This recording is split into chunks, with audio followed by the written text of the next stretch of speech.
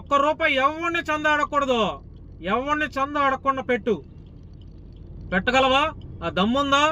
మత గొడవలు పెట్టడం కాదు, మత గొడవలు లేకుండా రామాయణ గ్రంథాలు బోధించాలి, పూజారులను ఆదుకోవాలి, ఆ తర్వాత హిందూ కుటుంబాలు, పేద కుటుంబాలను ఆదుకోవాలి, వాళ్ళకి ఆర్థిక సాయం చేయాలి. పోరాడగలవా? నీ వల్ల అవుతుందా? నీ వల్ల అవదు. నువ్వు మత గొడవలు పెట్టడం, మతాల మధ్య చిచ్చు పెట్టడం, నీ పబ్బం గడుపుకోవటం. దుబాయ్కి వెళ్ళావు, ఏమి ఇరక తీసావనా? ఎలా దుబాయ్కి వెళ్ళావు?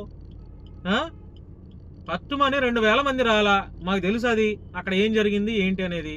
కవరింగ్లు ఆపుకో మిత్రులారా. వారం రోజుల దాకా మనకు వీడియోలు చేయడానికి అవకాశం లేదు కాబట్టి ఈ వీడియోని మీ అందరికీ పంపిస్తాను. మీ పేజెస్లో ఈ వీడియో పోస్ట్ చేయండి, వైరల్ చేయండి. ఇంకా మన మీద ప్రజలు ఇంకా బాధ్యత పెంచారు, ఇంకా గట్టిగా పనిచేయాలి. త్వరలో ఒక మీటింగ్ పెట్టబోతున్నాను.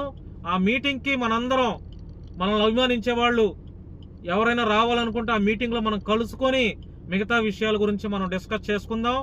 డెఫినెట్లీ కరుణాకర్ సుగుణ, నీకు